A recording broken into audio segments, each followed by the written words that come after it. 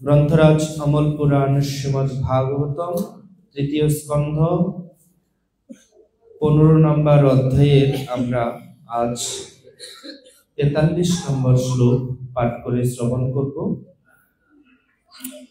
দয়া করে সকলে আমার সাথে শ্রীমদ্ ভাগবতের এই শ্লোক উচ্চারণ করবেন। তস্যারবিন্দ নয়নস্য পদারবিন্দ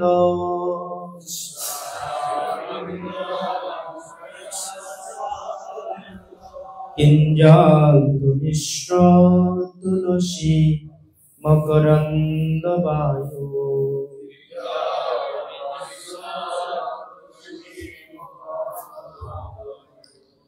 অন্তর্গত সবিবরেণ চকার তেষাং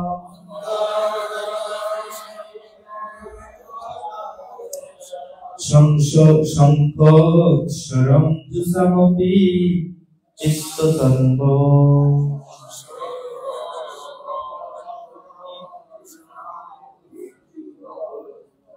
তস্যারবিন্দ নয়নাস্য পদারবিন্দ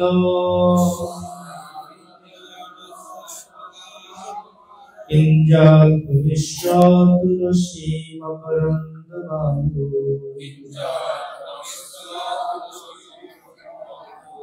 অন্তর্গত সবিবরেণ চকার তেষাং শঙ্খোক্ষরম যুসমপি চিত্ততন্ব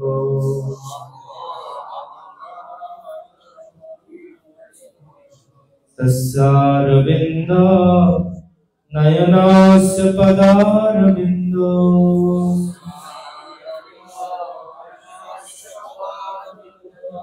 কিঞ্জালমিশ্র তুলসী মকরন্দ বায়ু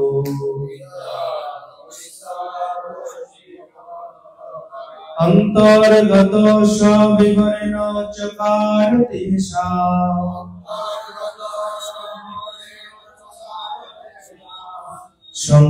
শঙ্খোক্ষরম যুসমপি চিত্ততন্ব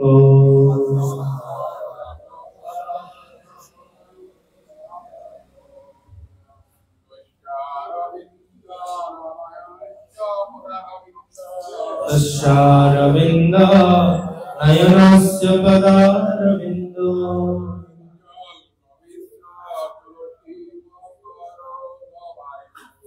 কিঞ্জালমিশ্র তুলসী মকরন্দ বায়ু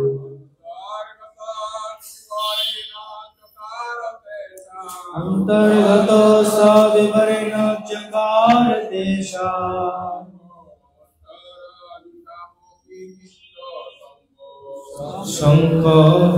শঙ্খোক্ষরম যুসমপি চিত্ততন্ব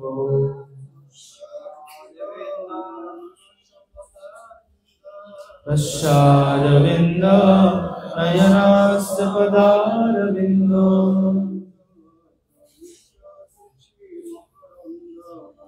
কিঞ্জালমিশ্র তুলসী মকরন্দ বায়ু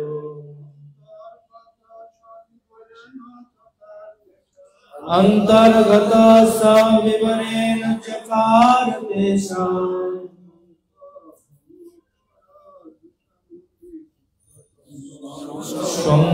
শঙ্খোক্ষরম যুসমপি চিত্ততন্ব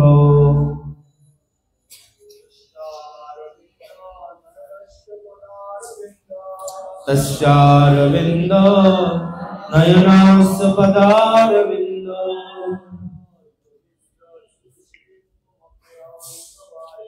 কিঞ্জালমিশ্র তুলসী মকরন্দ বায়ু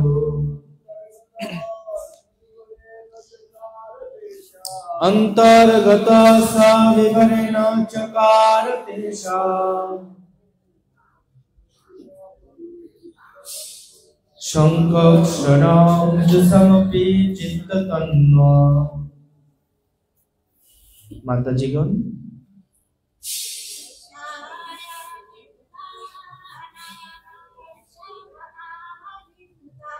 तुष्यारविन्द नयनास्य पदारविन्दौ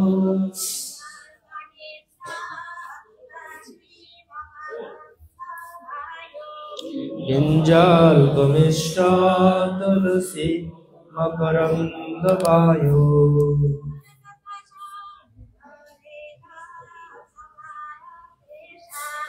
अन्तर्गता सा विवरेण चकार तेषाम्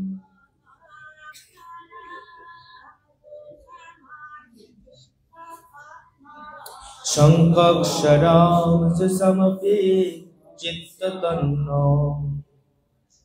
উক্ত শ্লোকের অনুবাদ দয়া করে সকলে বলবেন। ভগবানের শ্রীপাদ পদ্মের অঙ্গুলি থেকে তুলসী পত্রের সৌরভ যখন বায়ু বাহিত হয়ে সেই ঋষিদের নাসারন্ধে প্রবেশ করেছিল, নির্বিশেষ ব্রহ্ম উপলব্ধির প্রতি আসক্ত হওয়া সত্ত্বেও তারা তখন তাদের দেহ এবং মনে এক পরিবর্তন অনুভব করেছিলেন। তাৎপর্য শ্রীল অভয় চরণারবিন্দ ভক্তি বেদান্ত স্বামী প্রভুপাদ কৃত। জয় শ্রীল প্রভুপাদ কি। এই শ্লোক থেকে মনে হয় যে চার কুমারেরা নির্বিশেষবাদী বা ভগবানের সঙ্গে এক হয়ে যাওয়ার অদ্বৈতবাদ দর্শনের অনুগামী ছিলেন, কিন্তু ভগবানের রূপ দর্শন করা মাত্রই তাদের মনোভাবের পরিবর্তন হয়েছিল।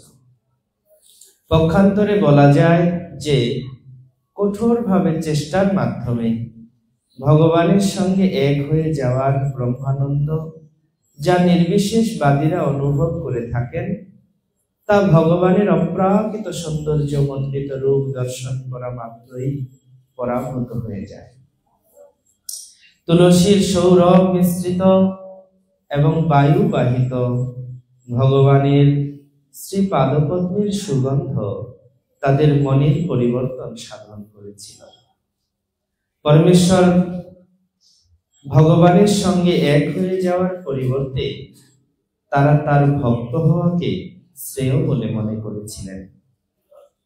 ভগবানের শ্রীপাদ পদ্মের সেবক হওয়া ভগবানের সঙ্গে এক হয়ে যাওয়া থেকে শ্রেয়। এখানে শ্রীল প্রভুপাদ কৃত প্রাঞ্জল তাৎপর্য সমাপ্ত হয়েছে। শুধু সম্মানিত ভক্তবৃন্দ, মমতাময়ী মাতৃমণ্ডলী, আমি সকলের শ্রীচরণে সশ্রদ্ধ দণ্ডবোধ প্রণতি নিবেদন করছি। ধারাবাহিকভাবে আমরা শ্রীমদ্ ভাগবতম শ্রবণ করছি। তো আমরা জানি এই প্রসঙ্গটি যে কিভাবে চতুষ্ষণেরা ব্রহ্মার চার পুত্র সনক, সনাতন, সনন্দ এবং সনত কুমার, এই চারজন ব্রহ্মার পুত্র তারা বৈকুণ্ঠ লোকে গমন করেছিলেন। বৈকুণ্ঠ লোকে গমন পূর্বক তারা বৈকুণ্ঠের ৬টি দ্বার অতিক্রমণ করেছিলেন। সপ্তম দ্বারে তারা যখন গিয়ে পৌঁছেছিলেন, তখন সেখানে তারা দুইজন অতীব সুন্দর সমবয়স্ক দুই দ্বারপালকে তারা দেখতে পেয়েছে। তাদের একজনের নাম হচ্ছে জয়, আরেকজনের নাম হচ্ছে বিজয়। তাদের 4টি হস্ত ছিল এবং 4ই হস্তে তাদের শঙ্খ, চক্র, গদা, পদ্ম। ঠিক ভগবান নারায়ণের মতো তাদেরও শোভা এবং দীপ্তি প্রকাশিত হয়েছিল। তারা যখন ওখানে গিয়ে প্রবেশ করতে চাইলেন, তারা আর ভিতরে প্রবেশ করতে পারলেন না। জয় এবং বিজয় নামক দুই দ্বারপাল ব্রহ্মার এই পুত্রদেরকে যখন ভগবত দর্শনে বাধা প্রদান করলেন। তাদের ভিতরে অনেক প্রকারের বাক বিতণ্ডা হয়, একে অপরকে তারা ক্রোধান্বিত হয়। এমতো পরিস্থিতি উদ্ভূত হলে স্বয়ং পরমেশ্বর ভগবান তিনি অন্তর্যামী, তিনি অভিজ্ঞ এবং সরাট। পৃথিবীর সবচেয়ে গহীন অন্ধকারের ভিতরে কি হচ্ছে সেটাও তিনি অবলোকন করতে পারেন। সেই পরমেশ্বর ভগবান সেই পরিস্থিতির কথা জেনে তিনি স্বয়ং হাঁটতে হাঁটতে সেই দ্বার প্রান্তে এসে উপস্থিত হয়েছিলেন। অত্যন্ত সুন্দর ভগবানের রূপ দর্শনে যেমন ওই ঝগড়া বিবাদের একটা পরিস্থিতি সৃষ্টি হয়েছিল, সেটা যেন তাৎক্ষণিকভাবে স্তম্ভিত হয়ে গিয়েছিল। ভগবানকে দেখে তারা সবাই আকর্ষণ অনুভব করেছিলেন এবং তাৎক্ষণিকভাবে তাদের ঝগড়া বন্ধ হয়ে গিয়েছিল। ভগবান এত সৌন্দর্যমণ্ডিত ছিলেন যে তার দিকে চোখ ফেরানো কঠিন হয়ে যাচ্ছিল। তেমত অবস্থায় তারা পরমেশ্বর ভগবানকে সাক্ষাৎ দণ্ডায়মান দেখে যখন তার শ্রীচরণ যুগলে তার পাদপদ্মে যখন প্রণতি নিবেদন করলেন, তখন ভগবানের চরণে যে অর্পিত হয়েছিল তুলসী, সেই তুলসীর সৌরভ, তুলসীর সুগন্ধ বায়ুর দ্বারা বাহিত হয়ে তখন সেই তুলসীর সুগন্ধ সেই চতুষ্ষণের নাসারন্ধ্রে প্রবেশ করেছিল। সেই শ্লোকটি আমরা আজকে উচ্চারণ করলাম।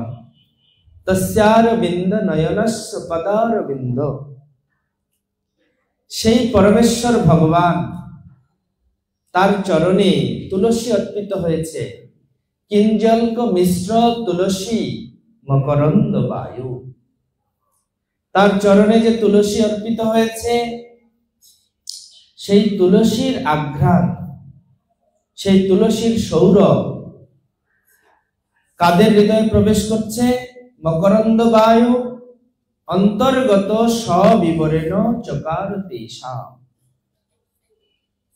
যখনই এই তুলসীর সৌরভ তাদের নাসারন্ধ্রে প্রবিষ্ট হচ্ছে, তখনই তারা চিত্তের ভিতরে একটা পরিবর্তন অনুভব করছে। চিত্ত তন্ব, চিত্তের ভিতরে একটা পরিবর্তন। সবিবরেণ চকার তেষাম অক্ষরম জুষামপি। তারা অক্ষরের প্রতি আকৃষ্ট ছিল, অর্থাৎ নির্বিশেষ ব্রহ্মবাদ দর্শনের প্রতি তাদের আকর্ষণ ছিল। কিন্তু চিত্ততন্ব, তারা দেখছেন যে তাদের চিত্তে একটা পরিবর্তন। কি ব্যাপার? আমাদের তো নির্বিশেষ ব্রহ্ম দর্শনের প্রতি আকর্ষণ ছিল, এখন একটা পরিবর্তন আমরা বোধ করছি। পরিবর্তনটা কি? পরিবর্তনটা হচ্ছে তারা কৃষ্ণের প্রতি, অর্থাৎ ভগবান শ্রীমন নারায়ণের প্রতি তারা আকর্ষণ অনুভব করছেন। তারা নির্বিশেষ ব্রহ্মজ্যোতির প্রতি আকর্ষিত নেই। সেই জন্য বাংলার কবিগণ, বৈষ্ণব কবিগণ বাংলায় সরল ভাবে লিখলেন যে শুকদেবের মন হরিল লীলাশ্রবণে, আর সনকাদির মন হরিল তুলসীর ঘ্রাণে। মানে সুখদেব গোস্বামীও ব্রহ্মবাদ থেকে উঠে এসে শ্রীমদ্ ভাগবতে ভগবানের দিব্য তার রূপের কথা, তার গুণের কথা শ্রবণ করে তিনি ভগবানের প্রতি আকৃষ্ট হয়েছিলেন। আর চতুষ্ষণেরা ভগবানের শ্রীচরণে অর্পিত তুলসীর ঘ্রাণের দ্বারা তারা সবিশেষবাদীতে পরিণত হয়েছিলেন। তো সাধারণত আমরা নির্বিশেষবাদী মনে করি সবাই এক, নির্বিশেষবাদী সবাই এক, এবং নির্বিশেষবাদীদেরকে আমরা সবসময় দূরে রাখি এবং তাদেরকে আমরা মনে করি এরা হচ্ছে মায়াবাদী, এদের সঙ্গ করা যাবে না। কিন্তু শ্রীল বিশ্বনাথ চক্রবর্তী ঠাকুর তিনি শ্রীমদ্ ভগবদ গীতার অষ্টাদশ অধ্যায়ের 55 নম্বর শ্লোকের তার অমৃত বর্ষিণী দিব্য ভাষ্যে তিনি উল্লেখ করেছেন যে এদের ভিতরে, এই নির্বিশেষবাদীদের ভিতরেও ক্লাসিফিকেশন আছে, শ্রেণী বিভাজন রয়েছে। এর ভিতরে প্রথম শ্রেণীর যারা, তারা মনে করে যে ভগবান হচ্ছেন নির্বিশেষ, তিনি চরমে নিরাকার, যদিও তার অনেক সাকার রূপ হতে পারে, কিন্তু তিনি চরমে নিরাকার। এরা হচ্ছে এক প্রকার নির্বিশেষবাদী, এরা নিন্দনীয়, কারণ ভগবান চরমে নিরাকার নন। বদন্তি তত্ত্বত বিধস্তত্ত্বম যজ্ঞানমদ্বয়ম ব্রহ্মেতি পরমাত্মেতি ভগবানীতি শব্দতে। ভগবান থেকে পরমাত্মা রূপে ভগবান প্রকাশিত হয়ে সমস্ত জীবের হৃদয়ে প্রবেশ করেছেন, তারই দেহ নির্গত রশ্মির ছটাই হচ্ছে ব্রহ্ম। ব্রহ্মণা হি প্রতিষ্ঠাহম।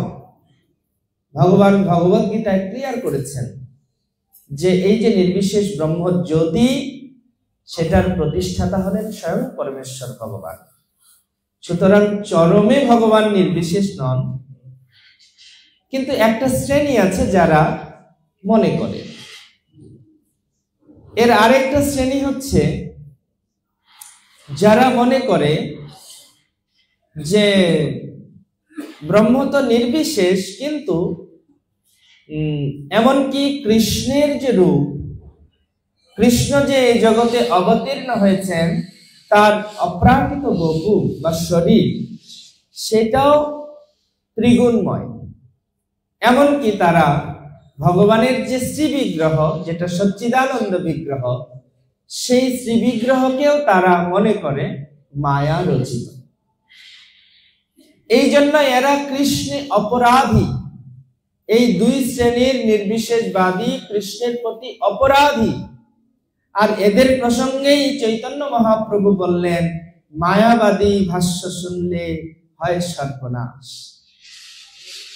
এই দুই শ্রেণীর মতবাদী যারা, তাদের ভাষ্য এবং তাদের সঙ্গ করার ফলে আমাদের ভক্তি ধর্মের ক্ষতি সাধন হয়।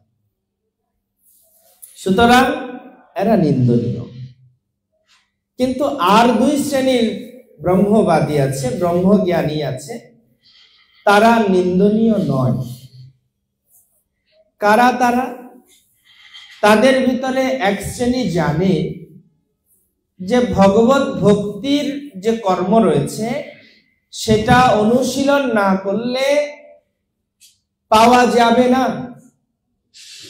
তারা জানে কৃষ্ণ, রাম আদি অবতার অপ্রাকৃত বপু, ভগবানের দেহকে তারা অস্বীকার করে না, ভগবানের শ্রীবিগ্রহকে অমর্যাদা করে না। তারা ভগবানের অবতারকে মানে, ভগবানের শ্রীবিগ্রহকে মানে, কিন্তু তাদের তথাপি একটা আসক্তি রয়েছে ব্রহ্মের প্রতি। মানে ব্রহ্মের প্রতি একটা স্বতঃস্ফূর্ত আকর্ষণ, এটা তাদের একটা নেচার, স্বভাব। তো এই কারণে এরা নিন্দনীয় নয়, কারণ এরাও শ্রবণ কীর্তন করে, এরাও শ্রীবিগ্রহকে প্রণাম করে, কিন্তু এদের ব্রহ্মের প্রতি আকর্ষণ, মানে তারা চরমে ভগবানের দেহ নির্গত রশ্মির ছটায় নিজেকে বিলীন করতে চায়। কিন্তু তারা উপরোক্ত দুই শ্রেণীর থেকে পার্থক্যটা কোথায় তাদের? তারা ভগবানকে অস্বীকার করেন না, ভগবানের সাকারত্বকে কখনো অস্বীকার করেন না। এদের ভিতরে আবার যারা মহাভাগ্যবান, তারা ভগবত কৃপায় অথবা ভাগবত কৃপায় অথবা বৈষ্ণব কৃপায় তারা মহান ভগবত ভক্তে পরিণত হতে পারে। সেই শ্রেণীটাই হলো এই যে চতুষ্সং। তাই আমরা যেন, আমি এটা ক্লাসিফিকেশনটা বলার মানে হচ্ছে, আমরা মায়াবাদী বলতেই সবাইকে কি করি? এক পাল্লায় মাপি। মায়াবাদী, হ্যাঁ, নির্বিশ চতুষ্সনেরাও তো মায়াবাদী ছিল, এইভাবে ভাবি। কিন্তু মায়াবাদীদের ভিতরেও কিন্তু শ্রেণী বিভাজন আছে। সেটা বিশ্বনাথ চক্রবর্তী ঠাকুর তিনি তার অমৃত বর্ষিণী ভাষ্যে সুন্দরভাবে সেটা আমাদেরকে দিগদর্শন করেছেন, তিনি উল্লেখ করেছেন। তো এই প্রকার মায়াবাদী নয়, তারা ব্রহ্ম জ্ঞানী, তারা ব্রহ্মের প্রতি প্রবল আকর্ষণ, কিন্তু তারা কৃষ্ণকে অস্বীকার করেন না। যেমন সুখদেব গোস্বামীর কথা যদি আমরা বিবেচনা করি, তিনি কি কৃষ্ণকে অস্বীকার করেছিলেন? না। তিনি যখন মাতৃ জঠরে অবস্থান করছিলেন, যখন মহামুনি বেদব্যাস বললেন যে হে পুত্র, তুমি ভূমিষ্ঠ হও, তা না হলে মাতৃহত্যা জনিত পাপ তোমাকে স্পর্শ করবে। বলে তা করুক, কিন্তু তবুও মায়ার জগতে আমি ভূমিষ্ঠ হতে চাই না। বলে তোমাকে মায়া স্পর্শ করবে না, তুমি ব্রহ্মজ্ঞানী, তুমি ভূমিষ্ঠ হও। বলে আমি বিশ্বাস করি না। যদি কৃষ্ণ আমাকে এসে কথা দেয় যে তোমাকে মায়া স্পর্শ করবে না, তাহলে আমি ভূমিষ্ঠ হতে পারি। তার মানে তিনি জানতেন কিনা যে কৃষ্ণ স্বয়ং ভগবান? জানতেন না? তিনি জানতেন, কিন্তু তথাপি কৃষ্ণের প্রতি তার আকর্ষণ নেই। তার আকর্ষণটা ছিল কার প্রতি? ব্রহ্মের প্রতি। যেমন আমাদের যারা সবিশেষবাদী ভক্তি যোগ অনুশীলন করে, তাদের ভিতরেও কিন্তু এরকম ক্লাসিফিকেশন আছে। যেমন যারা রামের ভক্ত, কৃষ্ণকে সামনে দেখলেও তাদের কৃষ্ণের প্রতি আকর্ষণ ফিল হয় না, তারা রামচন্দ্র রূপে দেখতে চায়। জম্বুবান, ভগবান শ্রীকৃষ্ণ বললেন, দেখো এই সামন্তক মণিটা হলো আমার, এটা তোমার মেয়ে নিয়ে এসছে, এটা আমাকে ফিরিয়ে দাও। বলছে তুমি কে? যুদ্ধ করে নিয়ে যাও। যুদ্ধ মানে সেই যুদ্ধ কৃষ্ণের সাথে শুরু হয়েছে। যুদ্ধ করতে করতে জাম্বুবান আর পারছে না, সংশয় উৎপন্ন হয়েছে, এটা কি? একমাত্র ভগবান আর মহাদেব ছাড়া আমাকে কেউ পরাস্ত করতে পারবে না, ইনি কে যে আমাকে সাধারণ মনুষ্য হয়ে পরাস্ত করে দিচ্ছে, ব্যাপারটা কি? তখন উনি ধ্যান করতে শুরু করলেন, ইনি কে? ধ্যানে দেখছেন সাক্ষাৎ ভগবান শ্রী রামচন্দ্র। যেই মাত্র দেখেছেন ইনি রামচন্দ্র স্বয়ং, সাথে সাথে একেবারে সশ্রদ্ধ দণ্ডবোধ প্রণতি, ভুলণ্ঠিত হয়ে পড়ে গেছে। না না প্রভু, আমার ভুল হয়ে গেছে, তোমার সাথে মারামারি করতে গেলাম। এই সামন্তক মুনি তো নেও, এর সাথে আমার একটা মেয়ে আছে খুব সুন্দরী, জাম্বুবতী, এই মেয়েটাকেও নিয়ে যাও।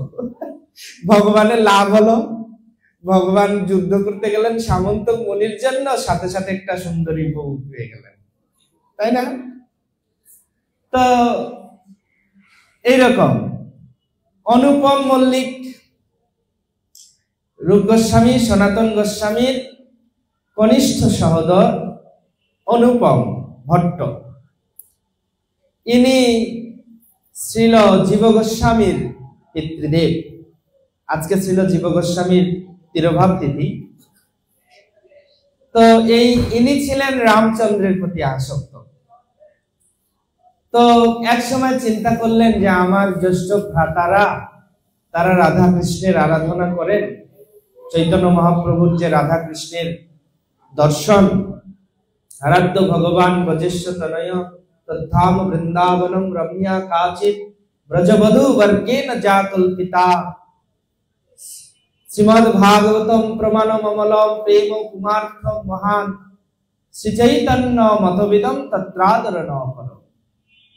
গৌড়ীয় বৈষ্ণবদের কাছে সর্বাপেক্ষা গুরুত্বপূর্ণ হলো আমাদের আরাধ্য হলেন পরমেশ্বর ভগবান, তাও আবার তদ্ধাম বৃন্দাবনম, বৃন্দাবনে শ্রীমতী রাধা রানীর সাথে লীলা বিলাস যিনি করেছেন সেই পরমেশ্বর ভগবান আমাদের আরাধ্য।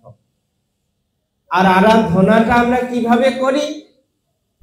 আরাধনা করবার সিস্টেমটা হলো ব্রজবধূ বর্গে জাকল্পিতা, ব্রজের বধূগণ, ব্রজের বালিকাগণ, ব্রজের গোপিকাগণ যেভাবে সহজভাবে কৃষ্ণকে ভালোবেসেছিলেন, সেই ভালোবাসার পদ্ধতি হচ্ছে আমাদের ভক্তিযোগ।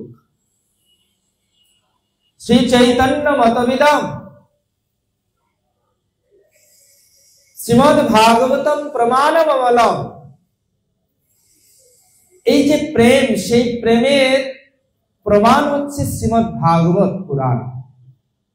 বিচার করিয়া মনে ভক্তি রস আস্বাদনে মধ্যস্থ শ্রীমদ্ ভাগবত পুরাণ।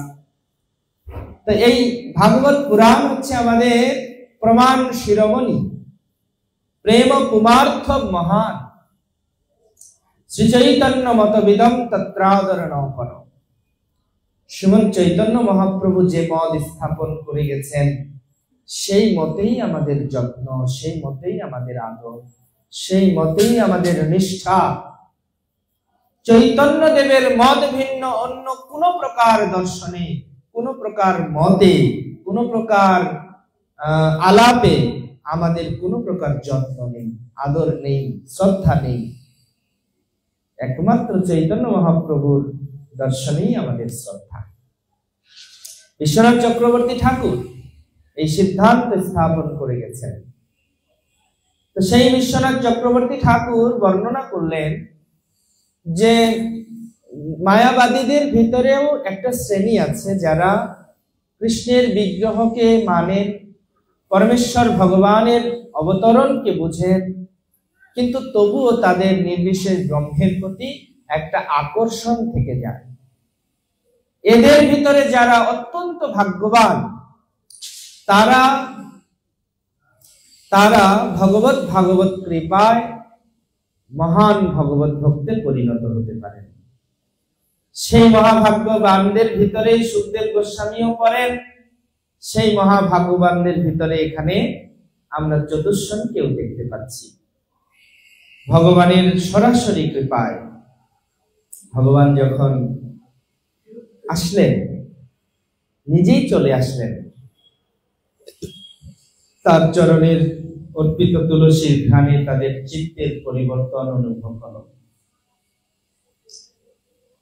ভাগবতের একটি প্রসিদ্ধ শ্লোক আছে না, আত্মা রামশ্চ মুনয় নির্গন্থা অপি উরুক্রমে কুর্বন্ত হি তো কিং ভক্তি নিথম ভূত গুণাহরি।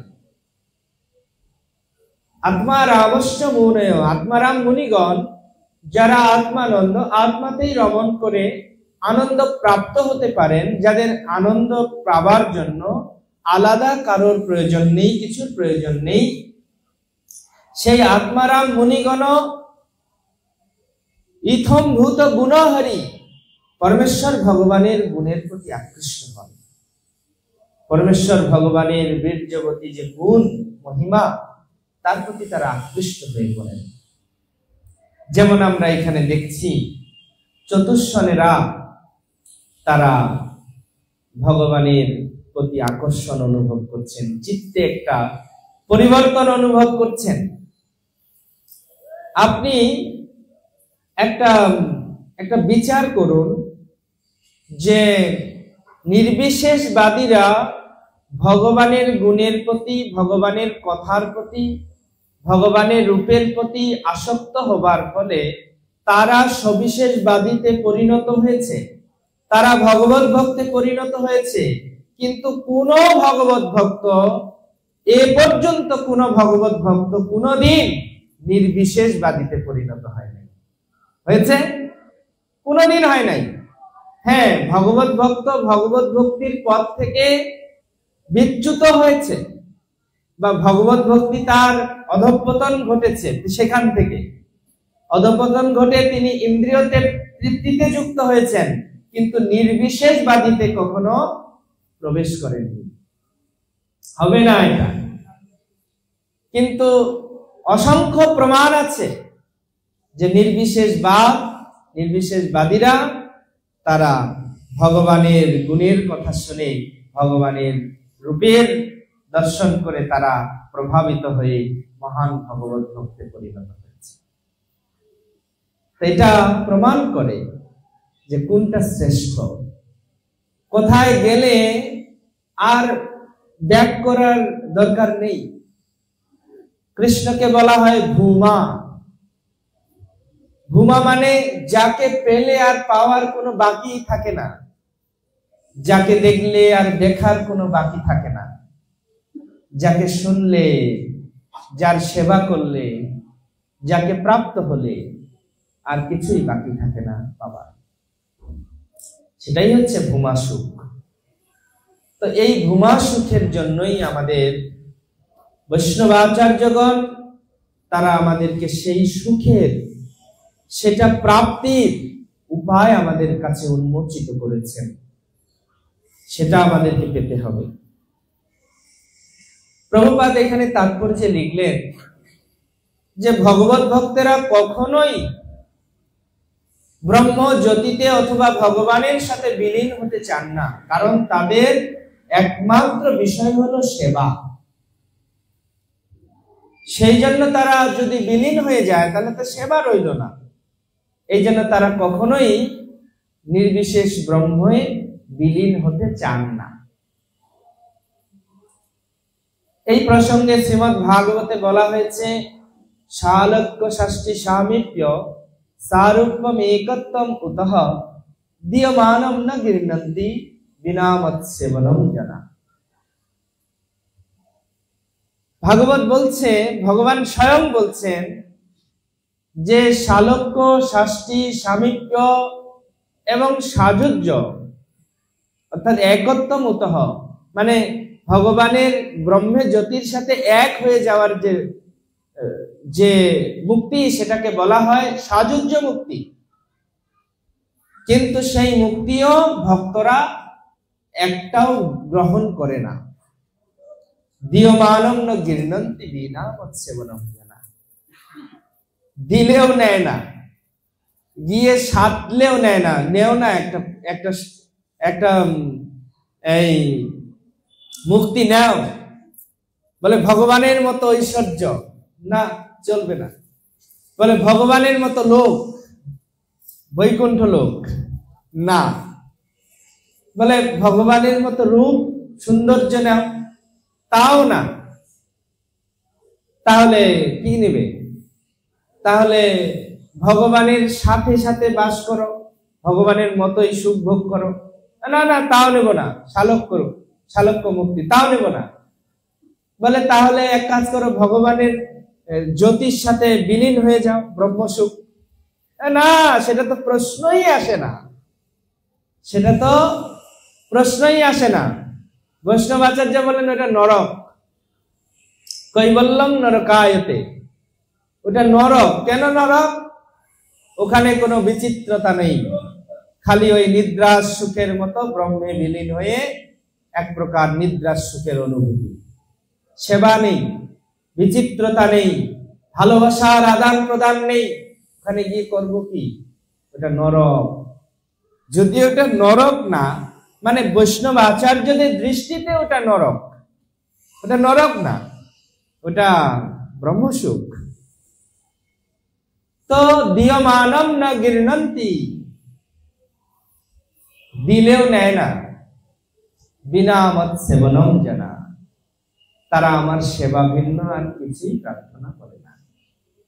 তাই আমরা যারা গৌড়ীয় বৈষ্ণব, আমরা যারা রূপানুগ, আমরা যারা ছিল প্রভুপাদ অনুগ, আমাদের একমাত্র পরম শ্রেষ্ঠ, আমাদের জীবনের একমাত্র পাবার, আমাদের একমাত্র স্ফীত বস্তু, সেটা হলো সেবা। এমনকি আমরা কৃষ্ণ যদি আসে, তথাপি যদি কৃষ্ণ সেবার সুযোগ থাকে, তাহলে কৃষ্ণ প্রাপ্তির ইচ্ছা নয়, কৃষ্ণ সেবা প্রাপ্তির ইচ্ছাকে প্রবল দেখানো হয়েছে। সেবা, তোমার সেবা পাবার ইচ্ছা। তো সেই জন্য এই যে চতুষ্ষণেরা, তারা এই যে চেতনায় একটা পরিবর্তন অনুভব করলেন, এখন তাদের কৃষ্ণের রূপের প্রতি আকর্ষণ হচ্ছে, তার সেবার প্রতি আকর্ষণ বৃদ্ধি পাচ্ছে। তাই আমাদের যারা নির্বিশেষবাদী আছে, তাদের ভিতরে দুই শ্রেণীর নির্বিশেষবাদীদের সঙ্গ করা উচিত নয়, তাদের ভাষ্য শোনা উচিত নয়। কিন্তু আর যে দুই শ্রেণীর আছে, তাদের সাথে আমরা সঙ্গ করতে পারি।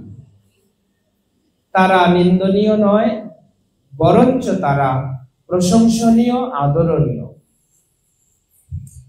এবং তাদের সঙ্গ করতে গেলে, সঙ্গ করলে সুবিধা হচ্ছে যে আপনার সঙ্গ করার ফলে সে হয়তো ভগবত ভক্তে পরিণত হতে পারে, তার হয়তো ভগবানের প্রতি আকর্ষণ বৃদ্ধি হতে পারে, তাই তাদের সঙ্গও আমরা করতে পারি। তাই মায়াবাদী মানে যে একেবারে মানে 4 প্রকারের ব্রহ্ম জ্ঞানী রয়েছে, তো মানে আমরা সবাইকে মনে হচ্ছে একই সব, কিন্তু এটা জানার দরকার ছিল যে এদের ভিতরেও শ্রেণী আছে, সবাই এক না, সবাই এক না।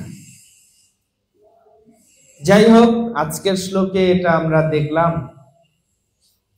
এখানে অবশ্য শ্রীমতী তুলসী মহারানীর মাহাত্ম্য প্রকাশিত হচ্ছে, যে ভগবানের চরণে যখন কেউ তুলসী পত্র অর্পণ করে আর তার সুঘ্রাণ যখন নাসারন্ধ্রে প্রবেশ করে, তখন কিন্তু মানুষের চিত্তে যে অবিশ্বাস, ভগবানের বিগ্রহে যে অবিশ্বাস তৈরি হয়, এটা কিন্তু ধীরে ধীরে পরিবর্তন হয়। এমনকি আমাদেরও পরম কর্তব্য ভগবানের চরণে অর্পিত পুষ্প এবং তুলসীর ঘ্রাণ গ্রহণ করা, ভগবানের নির্মাল্য প্রসাদী মাল্য ধারণ করা। যদিও ঠান্ডা লাগছে, আমি ভাবলাম, মনে মনে চিন্তা করলাম যে মালাটা খুলে ফেলি, কিন্তু পরে আবার ভাবলাম আজকে তো এটারই মাহাত্ম্য, আজকের শ্লোকের এই ভগবানের প্রসাদী দ্রব্যের মাহাত্ম্য, এটা থাক, আজকে আর খুলবো না। তো খুব মাহাত্ম্যপূর্ণ এইসব দ্রব্য। তাই ভক্তি যারা অনুশীলন করেন, তারা এগুলোকে খুব আদরের সাথে গ্রহণ করবেন, এবং এগুলো গ্রহণ করার দ্বারা তারা তাদের ভক্তিকে সমৃদ্ধ করবেন। একবার দুর্বাসা ঋষি এক বৈজয়ন্তী মালা ভগবানের কাছ থেকে প্রাপ্ত হয়েছিলেন। সেই বৈজয়ন্তী মালা নিয়ে তিনি যখন আসছিলেন, তখন রাস্তায় তিনি দেবরাজ ইন্দ্রের সাথে দেখা হয়েছিল। দেবরাজ ইন্দ্র তাকে প্রণতি নিবেদন করেছিলেন, যেহেতু ঋষি এসেছেন। এখন দেবরাজ ইন্দ্রকে প্রণতি করতে দেখে মহর্ষি দুর্বাসা ভগবত প্রদত্ত সেই বৈজয়ন্তী প্রসাদী মালা তিনি দেবরাজ ইন্দ্রকে অর্পণ করেছিলেন। কিন্তু দেবরাজ ইন্দ্র এর মাহাত্ম্য বুঝেনি, না বুঝে সেই মালাটা তিনি তার ঐরাবত হস্তির মস্তকে রেখে দিয়েছিলেন। যদিও ঋষির কাছ থেকে নিয়েছিলেন তাৎক্ষণিক, কিন্তু ঋষি যেই মাত্র চলে গিয়েছেন, মালাটা খুলে উনি ওই হস্তির মস্তকে রেখে দিয়েছেন। তার ফলে দুর্বাসা ঋষি বুঝতে পারলে পুনরায় ফিরে এসে আবার অভিশাপ করেছিলেন, শ্রী ভ্রষ্ট হয়ে যাও, লক্ষ্মী ভ্রষ্ট হয়ে যাও, লক্ষ্মী তোমার স্বর্গে আর থাকবে না। তার ফলে স্বর্গ লক্ষ্মী বিলীন হয়েছিল, পুনরায় যখন সমুদ্র মন্থন হলো, তখন লক্ষ্মী দেবী আবার সমুদ্রের পুত্রী রূপে দেবরাজ ইন্দ্র প্রাপ্ত হয়েছিলেন। এতদিন ধরে দেবরাজ ইন্দ্র ভাগ্যহীন, শ্রীহীন, লক্ষ্মীহীন হয়ে পরিভ্রমণ করছিল। আর সেই বৈজয়ন্তী মালা যেহেতু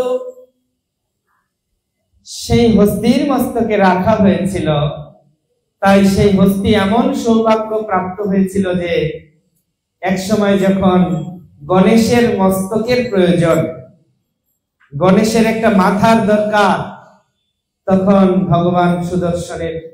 ভগবান বিষ্ণুর সুদর্শন চক্র দ্বারা সেই গজেন্দ্র হস্তির মস্তক ছেদন করা হয়েছিল এবং সেই মস্তকটি তখন কিন্তু গণেশের শরীরে লাগানো হয়েছিল এবং সেই মালা গণেশ ধারণ করেছিলেন জন্যই তিনি প্রথম পূজ্য হয়েছিলেন, বিঘ্নহন্তা হয়েছিলেন।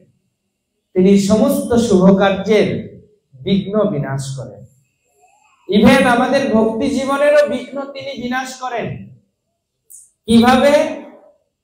দেখবেন গণেশের যে হাতির দুটো কান আছে, হাতির মাথার মতো তো দুটো বড় বড় কান আছে, ওই কানগুলোর ভিতরে যে দক্ষিণ কর্ণ আছে, তার দক্ষিণ কর্ণের ভিতরে ভগবান নৃসিংহদেবের তৈলচিত্র অঙ্কন করা থাকে। এখনকার মালিরা সেটা জানে কিনা, যারা ট্রেডিশনালি বিগ্রহ নির্মাণ প্রসেস জানে বা ব্যবস্থা কল্পদ্রুম, স্মৃতিকণা ইত্যাদি শাস্ত্র অধ্যয়ন করে যারা বিগ্রহ নির্মাণ শৈলী সম্পর্কে, শাস্ত্র সম্পর্কে জ্ঞাত, তারা এটা জানে যে গণেশের বিগ্রহ নির্মাণ করতে গেলে তার দক্ষিণ কর্ণে নৃসিংহদেবের চিত্র অঙ্কন করতে হবে। মানে এটার প্রমাণ হচ্ছে যে গণেশ সর্বক্ষণ ভগবান নরহরির আরাধনায় নিমগ্ন। তার ফলে তিনি কি করেন? এই জগতের যত অশুভ শক্তি আছে সেটাকে, বিঘ্নকে তিনি বিনাশ করে দেন। এই জন্য তিনি বিঘ্নহন্তা। যাই হোক, সেই জন্য ভগবানের চরণে অর্পিত তুলসী পুষ্পের ঘ্রাণ আমাদের গ্রহণ করা উচিত প্রতিদিন। তার দ্বারা আমাদের নির্বিশেষ বাদের প্রভাব থেকে আমরা মুক্ত হই এবং ধীরে ধীরে ভগবানের গুণের প্রতি আমাদের আসক্তি বৃদ্ধি পায়। এই জন্য আমরা কি করি? ভগবানের চরণের অর্পিত পুষ্পের ঘ্রাণ প্রতিদিন গ্রহণ করি, 2 বেলা 3 বেলা করে। যারা আরতিতে অ্যাটেন্ড করেন তাদের এইটা হলো সবচেয়ে বড় বেনিফিট। হ্যাঁ, সবচেয়ে বড় বেনিফিট, তারা এইসব পেয়ে যায় অনায়াসে। যাই হোক, আজকে শ্রীল জীব গোস্বামী পাদের তিরোভাব তিথি এবং জগদীশ পণ্ডিতের তিরোভাব তিথি। জীব গোস্বামী পাদ তিনি হলেন রূপ এবং সনাতন গোস্বামীর ভ্রাতুষ্পুত্র, অনুপম ভট্টের পুত্র। জীব গোস্বামী পাদ এত বিখ্যাত পণ্ডিত ছিলেন যে তিনি অনেক বড় বড় পণ্ডিতদেরকে তিনি পরাজিত করেছিলেন। সনাতন শাস্ত্রে, বেদে যতগুলো শ্লোক ব্যাসদেব লিখেছেন, ঠিক সেম শ্লোক, অতগুলো শ্লোক লিখেছেন আমাদের জীব গোস্বামী পাদ। কেমন পাণ্ডিত্য ছিল! সময় থাকলে তার যে পাণ্ডিত্য, তিনি তো শুদ্ধ একেবারে মঞ্জরী স্বরূপ, সেটা তো এক প্রকার, কিন্তু সময় থাকলে তার পাণ্ডিত্যের 2-1টা নমুনা উল্লেখ করতে পারতাম। কিন্তু শ্রীল জীব গোস্বামী তার লেখা গ্রন্থগুলির মধ্যে সবচেয়ে বিখ্যাত গ্রন্থ হচ্ছে ষট সন্দর্ভ। যদি মানে ভক্তি বৈভব, ভক্তি বেদান্ত, এইসব আপনি ইসকনের যে ডিগ্রি আছে সেগুলো কমপ্লিট করতে পারেন, তাহলে আপনি চাইলে শ্রীল জীব গোস্বামীর লেখা ষট সন্দর্ভ অধ্যয়ন করতে পারেন। কিন্তু আগে অবশ্যই ভাগবত কমপ্লিট করতে হবে। ভাগবত কমপ্লিট মানে আপনাকে ভক্তি বেদান্ত পর্যন্ত পড়তে হবে, তা না হলে আপনি ওটা বুঝতে পারবেন। যাই হোক, শ্রীল জীব গোস্বামী কে আমরা আজকের তার এই তিরোভাব তিথিতে অত্যন্ত শ্রদ্ধার সাথে স্মরণ করি, তার কৃপা প্রার্থনা করি, যাতে করে আমরা ভক্তির যে দর্শন, ভক্তির যে সিদ্ধান্ত, তার দেওয়া বিশেষ সিদ্ধান্তগুলি আমরা যাতে উপলব্ধি করতে পারি। সিদ্ধান্তটা যদি যথাযথ রূপে জানি, তাহলে ভক্তিটা স্থির হয়। আর সিদ্ধান্ত ঠিক মতো না জানা থাকলে মাঝে মাঝে ভক্তিটা স্থির থাকে না, এলোমেলো হয়ে যায়। এই জন্য সিদ্ধান্ত করিতে চিত্তে না করো অলস, যাহা হইতে কৃষ্ণে লাগে সুদৃঢ় মানুষ।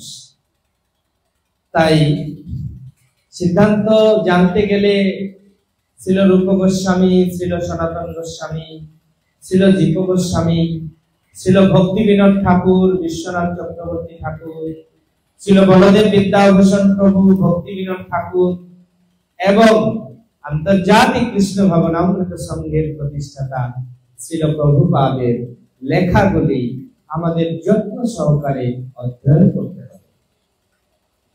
তাহলে আমরা যথার্থ সিদ্ধান্ত সম্বন্ধে অবগত হতে পারব।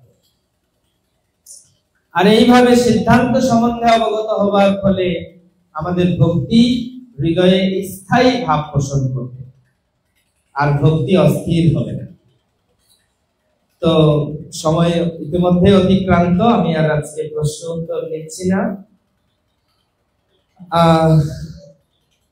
জগদীশ পণ্ডিতের ব্যাপারে একটা কথা বলে শেষ করব, সেটা হলো ভগবান চৈতন্য মহাপ্রভু যখন অবতীর্ণ হয়েছিলেন, তিনি আরাধনা করছেন, আর মহাপ্রভু বলছেন আমাকে ডাকছে জগদীশ পণ্ডিত, আমাকে যেতে হবে।